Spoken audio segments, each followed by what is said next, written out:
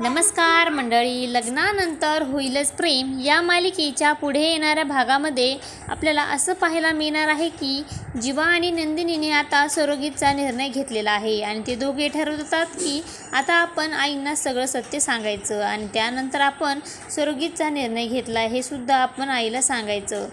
पण सरोगीसाठी ज्या मुलीची निवड केली ती नात्यातलीच असायला हवी.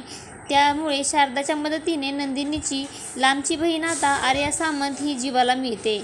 तर जीवा आता नंदिनीचा बर्थडे असतो आणि त्यामुळे तिला स्पेशल गिफ्ट म्हणून आर्याला घरी बोलवतो. जीवा आता नंदिनीला गिफ्ट देत म्हणतो की आपलं बाळ पोटात वाढवणारी आई आपल्याला भेटली आहे. त्यानंतर जीवा आता आर्याला घरात बोलवतो तर नंदिनी आर्याला बघून आता पूर्णपणे शॉक झालेली असते. त्यानंतर जीवा तिला सगळं काही समजावतो की आईनेच आर्या आणि माझी भेट करून दिली आणि यात आपल्याला काही प्रॉब्लेम येणार नाही कारण ती आपल्या नात्यामधलीच आहे.